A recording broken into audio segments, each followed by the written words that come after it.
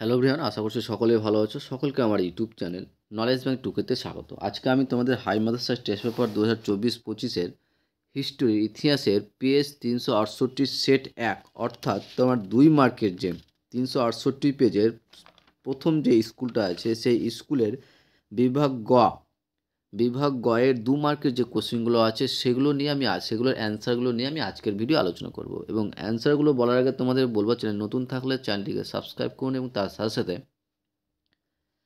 পাশে থাকা বেল আইকনটি ক্লিক করে নিও, যেন পরের ভিডিও দিলে তোমরা সেই ভিডিওটার নোটিফিকেশন সঙ্গে সঙ্গে পেয়ে যাও।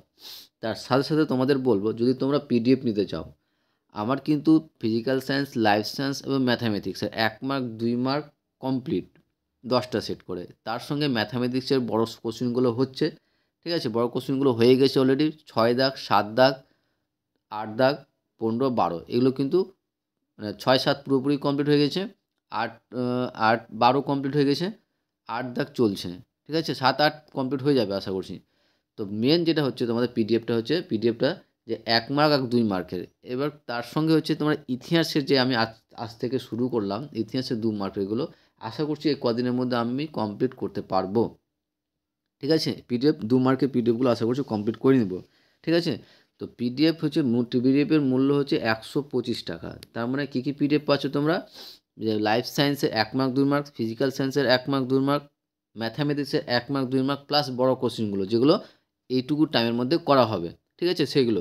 তার সঙ্গে ইতিহাসের 2 মার্ক, ঠিক আছে। যে কটা হবে সম্পূর্ণ কিন্তু আমি এখন কমপ্লিটলি ক্লিয়ারভাবে বলতে পারছি না, ঠিক আছে। চেষ্টা হবে যতটা সম্ভব।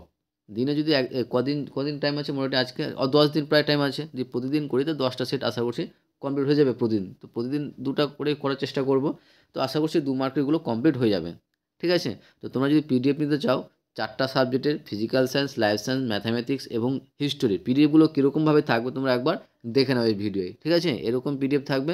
যদি তোমরা পিডিএফ নিতে চাও তাহলে তোমরা আমার এই নম্বরে যোগাযোগ করো, 8145150357, ঠিক আছে। আর এই ভিডিও ডেসক্রিপশনে আমি নম্বরটা দিয়ে দেবো, তোমরা সেখান থেকে যোগাযোগ করতে পারো। পিডিএফের মূল্য হচ্ছে টোটাল 125 টাকা। তাহলে কী কী পাবে? Life science, physical science, mathematics এবং হিস্টোরি, এই 4টা সাবজেক্টের 2 মার্কে 1 এবং 2 মার্কের সমস্ত পিডিএফ কিন্তু তোমরা পেয়ে যাবে 125 টাকায়।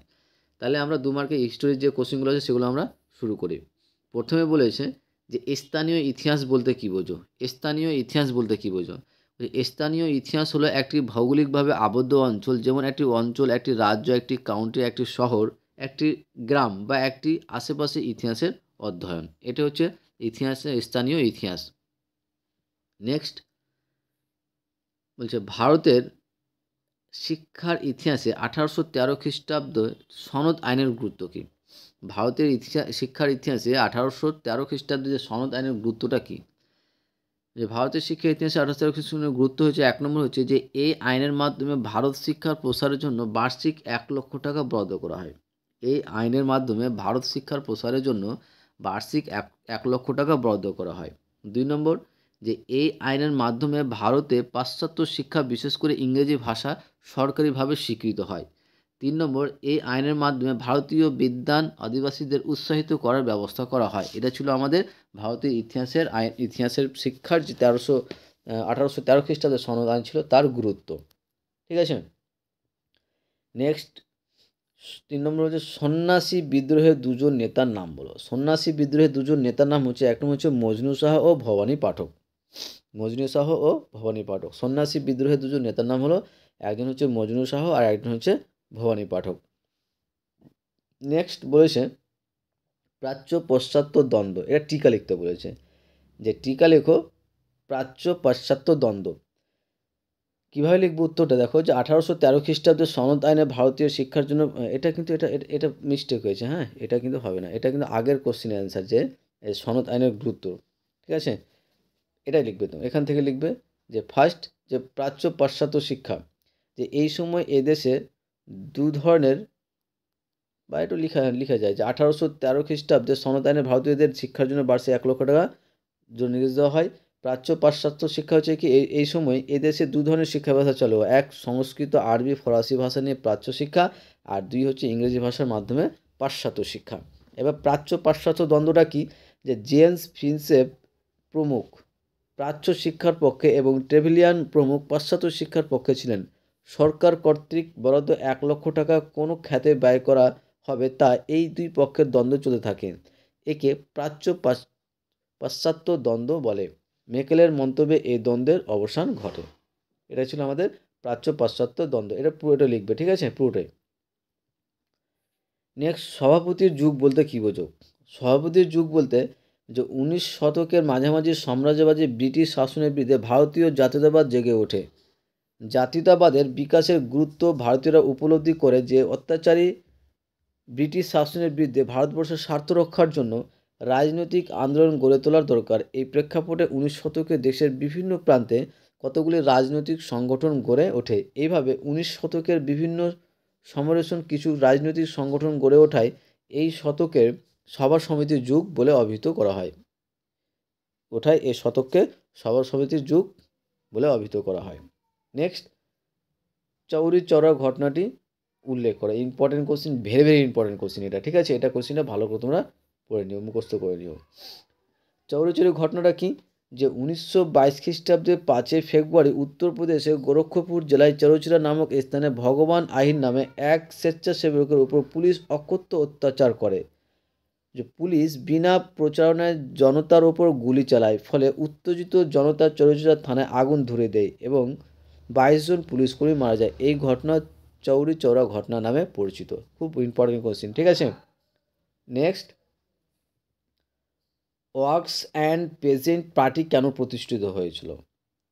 ওয়ার্কস অ্যান্ড পেজেন্ট পার্টি প্রতিষ্ঠিত হয়েছিল ভারতের উপনিবেশ বিরোধীকারী আন্দোলনের অংশ হিসেবে শ্রমিক ও কৃষকদের স্বার্থ রক্ষা, তাদের মধ্যে সমাজতান্ত্রিক আদর্শ প্রচারের জন্য। এর প্রতিষ্ঠার প্রধান কারণগুলি হলো, 1 নম্বর হচ্ছে যে শ্রমিক ও কৃষকদের অধিকার রক্ষা করা। 1 নম্বর হচ্ছে শ্রমিক ও কৃষকদের অধিকার রক্ষা।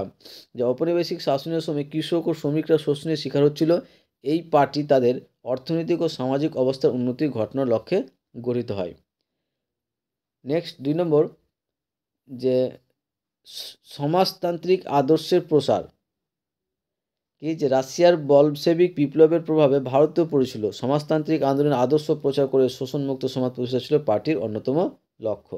তারপরে ঔপনিবেশিক শাসনের বিরোধিতা, ব্রিটিশ ঔপনিবেশিকবাদী বিরোধী লড়াইয়ের শ্রমিক ও কৃষকদের ঐক্যবদ্ধ করা এবং জাতীয়তাবাদী আন্দোলনের সঙ্গে তাদের সম্পৃক্ত করা ছিল পার্টির উদ্দেশ্য। এটা হলো আমাদের কি বলতো, যে ওয়ার্কস অ্যান্ড পেজেন্টস পার্টির কেন প্রতিষ্ঠা হয়েছিল সেটার কারণ। নেক্সট, টিকা লেখো ইলবার্ট বিল। টিকা লিখতে বলেছে তোমার কার বলতো, ইলবার্ট বিলের টিকা লিখতে বলেছে, ঠিক আছে। তো ভারতের বিচার ব্যবস্থায় বর্ণবৈষম্য দূর করার উদ্দেশ্যে লর্ড রিপনের পরামর্শে তার আইন সচিব ইলবার্ট একটি বিল রচনা করেন। এতে ভারতীয় বিচারকরা শ্বেতাঙ্গদের বিচার করার অধিকার পায়। এটি ইলবার্ট বিল নামে পরিচিত, ঠিক আছে। 2 মার্ক আছে, তাই এটুকুই লিখলাম। নেক্সট বলছে সাম্প্রদায়িক বাটোয়ারা কি। সাম্প্রদায়িক বাটোয়ারা যে 1932 সালে ভারতীয় জাতীয়বাদী আন্দোলনকে দুর্বল করার জন্য ব্রিটিশ প্রধানমন্ত্রী র্যামসে ম্যাকডোনাল্ডের পরামর্শে ভারতের ব্রিটিশ সরকার যে বিভাজন ও শাসন নীতি গ্রহণ করে তা সাম্প্রদায়িক বাটোয়ারা নামে পরিচিত। এই নীতির মাধ্যমে ভারতীয়দের সংখ্যালঘু, বর্ণহিন্দু, অন্যত হিন্দু 3টি সম্প্রদায় বিভক্ত করে আইনসভায় পৃথক নির্বাচনের সিদ্ধান্ত ঘোষণা করেন। 10 নম্বর কোশ্চিনে বলেছে যে কবে কাদের মধ্যে দিল্লি চুক্তি স্বাক্ষরিত হয়েছিল। দিল্লি চুক্তি একটি ত্রিপক্ষীয় চুক্তি যা ভারত, পাকিস্তান এবং বাংলাদেশের মধ্যে 28 আগস্ট 1973 সালে স্বাক্ষরিত হয়েছিল। নেক্সট 11 কোশ্চিন এবং এই পেজের লাস্ট যে কোশ্চিন সেটা দেখো। এবং লাস্ট কোশ্চিনটা বলার আগে তোমাদের বলবো, চ্যানেল নতুন থাকলে চ্যানেলটিকে সাবস্ক্রাইব করে নিও এবং তার সাথে সাথে পাশে থাকা বেল আইকনটিও ক্লিক করে নিও, যেন পরের ভিডিও দিলে তোমরা সেই ভিডিওটার নোটিফিকেশন সঙ্গে সঙ্গে পেয়ে যাও। ভালো লাগলে অবশ্যই বন্ধুদের সঙ্গে শেয়ার করবে এবং কমেন্ট করে জানাবে। বলেছে শরণার্থী কাদের বলা হয়। শরণার্থী কাদের বলা হয়, যে ব্যক্তি নিজের দেশের অন্য দেশে আত্মীয়ভাবে আশ্রয় নেয় তাকে শরণার্থী বলা হয়। শরণার্থীদের উদ্বাস্তু বলা হয়, ঠিক আছে। শরণার্থীদের উদ্বাস্তু বলা হয়। এটাই ছিল আমাদের ইতিহাসের 368 পেজের অর্থাৎ প্রথম সেটের 2 মার্কের কোশ্চিন এর অ্যান্সার। আশা করব তোমাদের ভিডিওটা ভালো লেগেছে। ওকে, থ্যাংক ইউ ভিডিওটা দেখার জন্য।